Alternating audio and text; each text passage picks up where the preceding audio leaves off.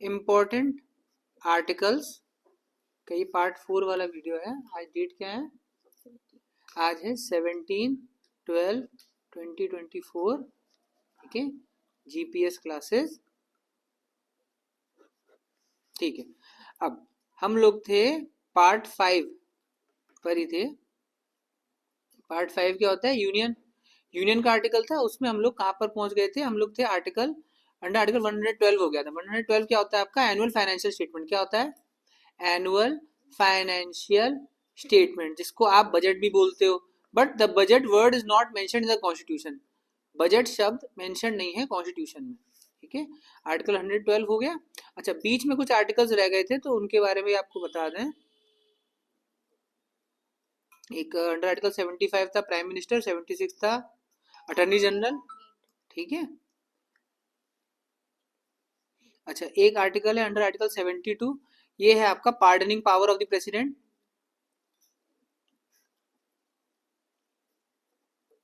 Pardoning power of the president under article 72। ठीक है, एक है अंडर आर्टिकल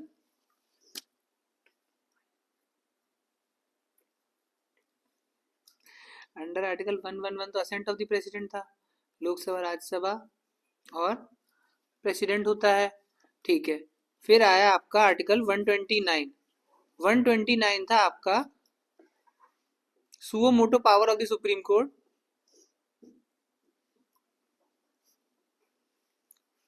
और एक और मतलब होता है sir contempt of the court, contempt of supreme court का आर्टिकल ये हो गया 129। एक याद रखना अंडर आर्टिकल 124, बोलो 124। 1 2 का 4, my name is supreme court. ठीक है, सुप्रीम कोर्ट का आर्टिकल क्या है? Article 124 supreme court.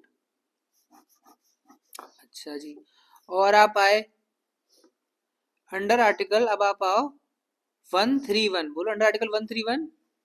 Under article 131 होता है supreme court has exclusive and original jurisdiction with respect to centre versus state dispute. Centre और स्टेट की लड़ाई हो रही है तो किसका एक्सक्लूसिव? सिर्फ और सिर्फ सुप्रीम कोर्ट आ सकता है। ठीक है, ये आर्टिकल 131 कैसे याद रखोगे? एक तरफ सेंटर, एक तरफ स्टेट, बीच में 3 सुप्रीम कोर्ट के जज। 131। ठीक है, या 2 स्टेट भी लड़ जाए आपस में तो भी कौन आएगा? सुप्रीम कोर्ट आएगा। ठीक है, अच्छा, और अब आए आप आए अंडर आर्टिकल 143 पर आओ, बोलो 142। पहले आप आए 142। 142 में भी आपका सुप्रीम कोर्ट का सुओ मोटो पावर होता है, मतलब सुप्रीम कोर्ट खुद स्वयं संज्ञान लेकर कोई डिसीजन डाल सकते हैं। Suo motu powers of the supreme court हो गया। अब आप आए अंडर आर्टिकल 143, नेक्स्ट पेज ले लेते हैं। अब आर्टिकल क्या है? आप अंडर आर्टिकल 143। 143 होता है आपका एडवाइजरी jurisdiction। इसमें president can seek advice, the president can seek advice from the supreme court, but supreme court ने जो एडवाइस दी है वो मानना नहीं मानना, it is not mandatory. It is not mandatory.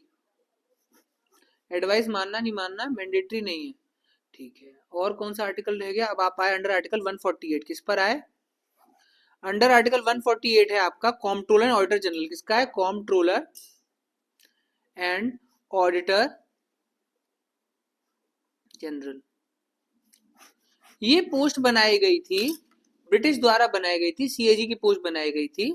ठीक है, इसका पहला काम था कॉम्प्ट्रोलर। कॉम्प्ट्रोलर मतलब बजट पास होने से पहले भी देखना कि भाई किस चीज के लिए पैसा चाहिए। ऑडिटर मतलब बजट पास होने का जो खर्च हुआ है उसको ऑडिट करना। ठीक है, इसको शॉर्ट फॉर्म में बोलते हैं सीएजी।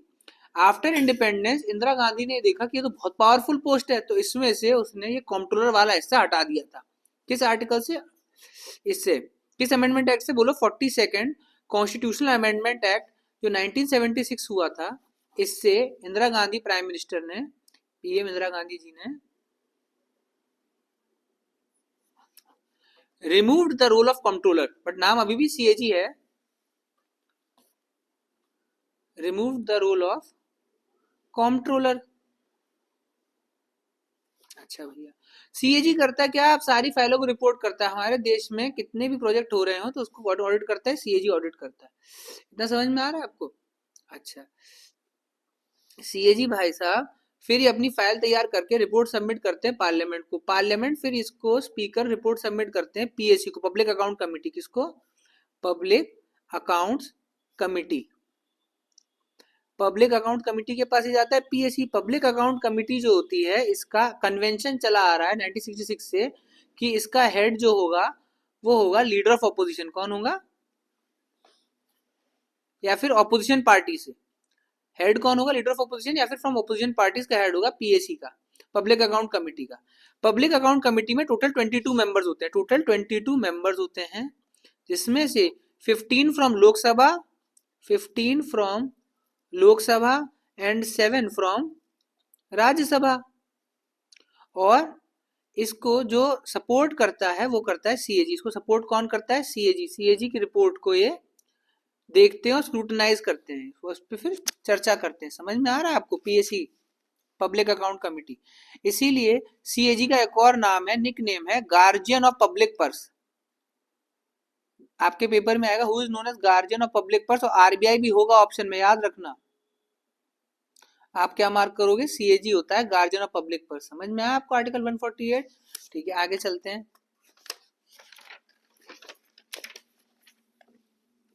अब आपका पार्ट 5 खत्म होता है और पार्ट 6 आ जाता है आपका स्टेट्स। कौन आ जाएगा आपका? इसमें आपके दो लोग होते हैं, एक होते हैं नॉमिनल हेड,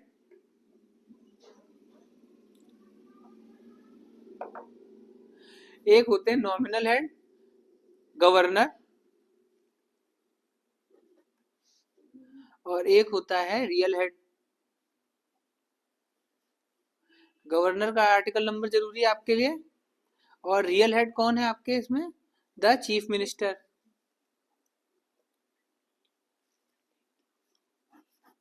गवर्नर का आर्टिकल है 154। अंडर आर्टिकल 154 होता है आपका गवर्नर का, और 162 होता है आपका सीएम का। ये रटना पड़ेगा और कोई तरीका नहीं है इसे करने का।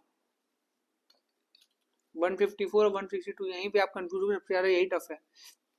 सीएम का आर्टिकल और गवर्नर का आर्टिकल, इसके अलावा और कोई आर्टिकल आएगा नहीं आपके लाइफ।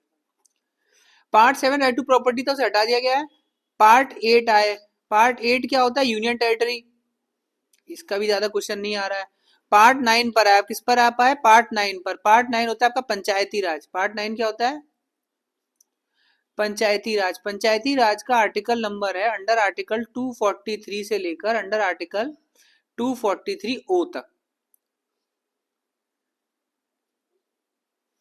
ठीक है, अच्छा 243 याद रखना। अंडर आर्टिकल 243 में बोला गया है कि there shall be a panchayat. 243 A में बोला गया ग्राम सभा। क्या बोला गया है?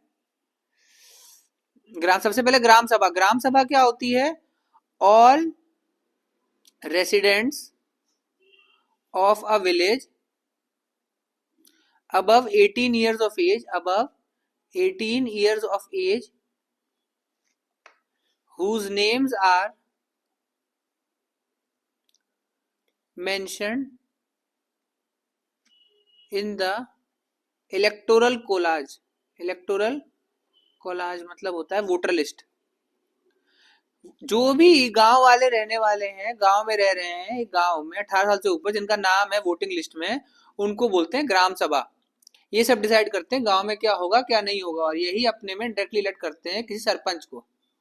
होगा? फिर एक आपका अंडर आर्टिकल 243 में ही इंपॉर्टेंट है 243 याद रखना के। 243 के में आता है स्टेट इलेक्शन कमिश्नर। क्या आता है? स्टेट इलेक्शन कमिश्नर जो होते हैं ये किसका चुनाव कर पाते हैं? Rural and urban local bodies का, लोकल बॉडीज का इलेक्शन करवाते हैं। फिर है आपका अंडर आर्टिकल 243 आई। 243 में होता है आपका स्टेट फाइनेंस कमिश्नर। कौन होते हैं? State finance commissioner. कौन से गांव को कितना रुपए जाएगा कितना रुपए नहीं जाएगा ये कौन डिसाइड करता है? एडवाइस करते हैं स्टेट फाइनेंस कमिश्नर। ठीक है, इसकी एडवाइस फिर किसके लिए होती है मानने के लिए? सीएम या Lok Sabha, sorry state legislative assembly, Vidhan Sabha. फिर आपका पार्ट 9A आता है। पार्ट 9A आता है म्यूनिसिपैलिटी। क्या आता है? पार्ट 9A आता है म्यूनिसिपैलिटी। ये है अंडर आर्टिकल 243 P से लेकर अंडर आर्टिकल 243 ZG तक। इससे ज्यादा की जरूरत नहीं है आपको। पार्ट 9B में आता है आपका कोऑपरेटिव सोसाइटी। क्या आता है? Cooperative societies. आपको जान के करंट अफेयर एक बढ़िया लगेगा कि अगला साल जो है 2025 यूनाइटेड नेशन ने डिक्लेयर कर दिया है ईयर ऑफ कोऑपरेटिव। क्या डिक्लेयर कर दिया गया? Year of cooperative. United nation year of cooperative कौन सा? अगले साल सहाकर दिवस, सहाकर कोऑपरेटिव बोला गया। पार्ट 10 पर आए, बोलो किस पर आए? पार्ट 10 पर आए। पार्ट 10 होता है आपका शेड्यूल्ड ट्राइब्स या ट्राइबल एरियाज। ठीक है, इसमें आता है आपका शेड्यूल्ड ट्राइब पे। चलो पार्ट 11। पार्ट 11 पे क्या है? Centre state relation. पार्ट 11 क्या होता है? Centre state relations. पार्ट 11 होता है आपका centre state relation. Centre state relation का आर्टिकल अंडर आर्टिकल 263। क्या आर्टिकल है? अंडर आर्टिकल 263 के अंडर आता है आपका इंटर स्टेट काउंसिल। क्या बनता है? Inter state council. किसमें बनता है? 263 इंटर स्टेट काउंसिल बनाया गया था जिसका हेड होते हैं प्रधानमंत्री। हेड कौन होते हैं? Prime minister. याद रहे इंटर स्टेट काउंसिल किसकी रिकमेंडेशन पर आया था? सरकारिया कमीशन की रिकमेंडेशन पर आया था। किसकी? सरकारिया कमीशन 1985 की रिकमेंडेशन पर आया था इंटर स्टेट काउंसिल, जिसके हेड होते हैं प्रधानमंत्री। इसमें सारे 28 स्टेट्स और यूनियन टेरिटरीज के लेफ्टिनेंट गवर्नर आके बैठेंगे। ठीक है, 263 हुआ। इससे याद रखना एक और चीज अंडर आर्टिकल 262 है, वो है inter state water dispute council. Inter state water dispute tribunal. Water dispute, पानी में अगर लड़ाई हो तो जो 6-2 2-6-2 पानी निकाल दो, 2-6-2 2-6-2। ठीक है, 263 हो गया। और कौन बचा? अब पार्ट 10 हो गया, 11 हो गया। पार्ट अब 12 पर आए। पार्ट 12। पार्ट 12 होता है आपका फाइनेंस। क्या होता है? तो इसमें याद रखना अंडर आर्टिकल 280। अंडर आर्टिकल 280 आता है आपका यूनियन फाइनेंस कमिश्नर। कौन आते हैं भाई साहब? Union finance commissioner. इस समय है अरविंद पनागरिया जी 16 नंबर पे, करेंटली 16 अरविंद पनागरिया जी हैं। 16 फाइनेंस कमिश्नर है। 280 में पार्ट 12 में आते हैं और ये क्या रिकमेंड करता है? रिकमेंड्स रेवेन्यू डिस्ट्रीब्यूशन, कितना टैक्स इकट्ठा हुआ है, बिटवीन दो तरीके से, हॉरिजॉन्टल और vertical. Horizontal, vertical. Centre to states, among states. और वैसे बहुत सारे क्राइटेरिया होते हैं, उसमें से पॉपुलेशन भी एक क्राइटेरिया है। पार्ट 13 आए। पार्ट 13 क्या होता है? ट्रेड। पार्ट 13 क्या होता है? Trade.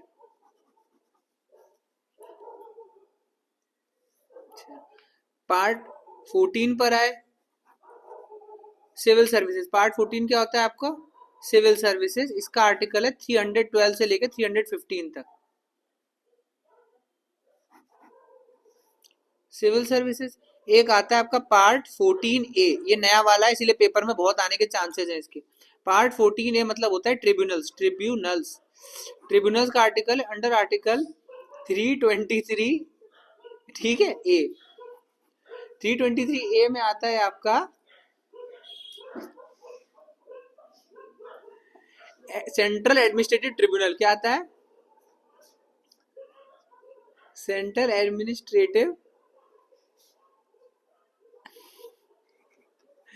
Cat, central administrative tribunal आता है 23 में। अरे जैसे कोई आईएएस अधिकारी ने दूसरे आईएएस अधिकारी को थप्पड़ मार दिया तो किसमें ताकत रुकवा दे? सेंट्रल एडमिनिस्ट्रेटिव ट्रिब्यूनल में जाता है मैटर। समझ में आ रहा है? बहुत बड़ी बात होती है। दो लोग लड़ गए, अब कौन कौन रोकेगा? कांस्टेबल, पुलिस वाले? आओ आओ रुकवा के दिखाओ। ठीक है। और क्या बचा? पार्ट 15 पर आए। पार्ट 15 क्या होता है?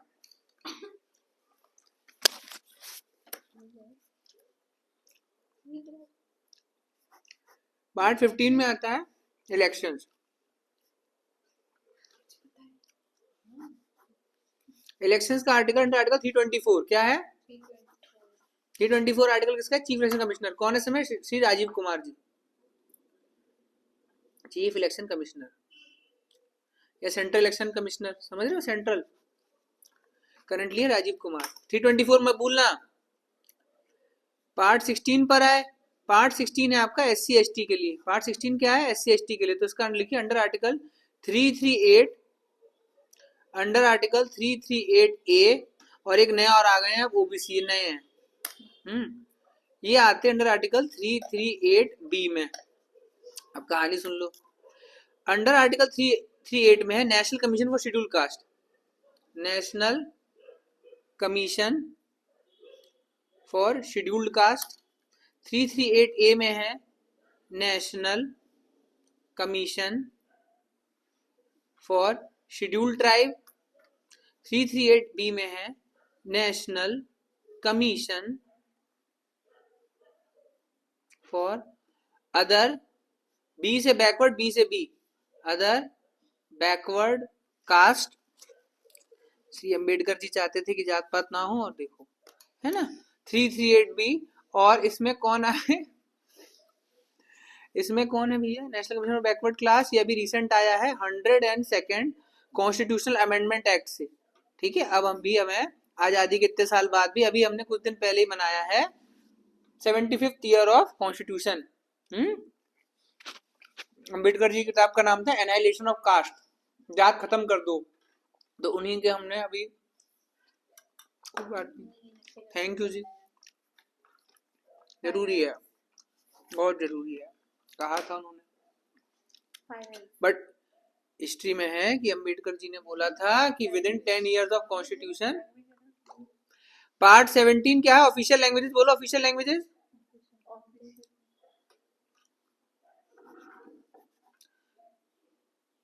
वीडियो में ना थोड़ी देर बाद में आप बोला करो, ये सब दिल की बातें है ना, क्योंकि यहाँ तक पहले कुछ सुन तो ले वीडियो में, तब तो जान पाएगा। इतनी देर तक आने में 18 मिनट तक पहुंचने में ही उसको हो जाएगा। खैर, पार्ट 17 क्या होता है? Official languages. ऑफिशियल लैंग्वेज कितनी ऑफिशियल लैंग्वेज है? टोटल 22। कितनी है? एक दो में तो काम हो नहीं पा रहा था। टोटल 22 ऑफिशियल लैंग्वेज है, जिसमें से रिसेंटली एडेड कौन सी हैं जो आती हैं पेपर में? BSDM।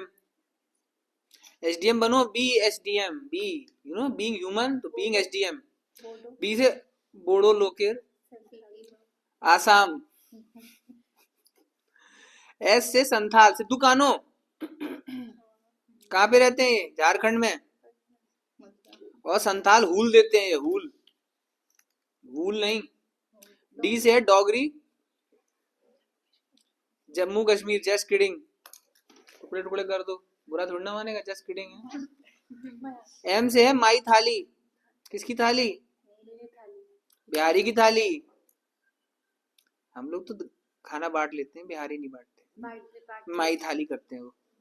पार्ट 17 हुआ। और इसमें याद रखना बोला गया था अंडर आर्टिकल 351 कि हिंदी को आप प्रमोट करोगे, हिंदी हिंदी हिंदी। फिर भूल गए कहीं ना कहीं हम, पर नहीं, आज देखिए आप वीडियो भी हिंदी में सुन रहे हो, है ना। लिख इंग्लिश में रहे हैं, बोलते हैं हम हिंदी में। हम सोशलिस्ट कंट्री हैं ना, आप पूरी तरह कैपिटलिस्ट ना पूरी तरह कम्युनिस्ट। पार्ट 19 कुछ नहीं है, लास्ट है पार्ट 20, एक लौता एक्ट है इसमें अंडर आर्टिकल 368। अच्छा हाँ, एक पार्ट 18 रह गया। हाँ, पार्ट 18 में आता है आपका इमरजेंसी। क्या आता है? एक बचपन में लाइट आती थी, पढ़ते टाइम से इमरजेंसी बोलते थे। बाद में पता चला ये वाली इमरजेंसी भी होती है। ठीक है, इमरजेंसी आपने देखी बचपन में लाइट आती थी इमरजेंसी, उसमें पढ़ने से बजाय टॉप मारते हैं। ऐसा तो उसने कहा। मैं तो फील करता। चलो इमरजेंसी में अंडर आर्टिकल 352 बोलो, अंडर आर्टिकल 352 नेशनल इमरजेंसी जो इंदिरा गांधी जी ने लगाई थी, कोई जरूरत रही होगी उसने लगाई होगी। जो बाद में मोदी जी ने भी लगाई, पर उसका नाम इमरजेंसी नहीं रखा, उसका नाम लॉकडाउन रख दिया है ना। नाम बदल दो। 56 में बोलो स्टेट इमरजेंसी। एक नाम से हमें मजा नहीं आता तो स्टेट इमरजेंसी के साथ प्रेसिडेंट रूल भी बोलो इसे। उससे ही मजा नहीं आता तो बोलो कॉन्स्टिट्यूशनल इमरजेंसी बोलो। एक नाम थोड़ी ना चाहिए, कंफ्यूज हो जाए ना बच्चा, तभी तो 3-4 लाख रुपए कैसे देगा कोचिंग में। तो वैसे पूछो टफ करके। ये तब सोच लेगा जब हमारा कॉन्स्टिट्यूशन बन रहा था, तो संविधान बनाने वालों ने सोचा था कि जब पेपर होगा तो इसलिए दिक्कत हो बच्चों को। ये भी कृपलानी थे और अंडर आर्टिकल 360 आए, उनकी कृपा से आजादी हुई। बोलो फाइनेंशियल इमरजेंसी हमारे देश में आज तक नहीं लगी, पैसे पे नहीं आ सकती हमारे देश में, बहुत पैसे वाले देखो ना।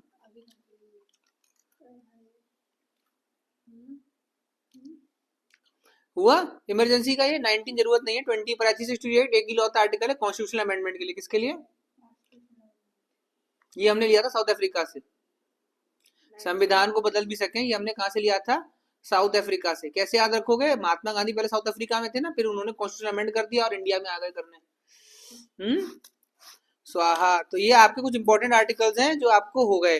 Very good, thank you very much.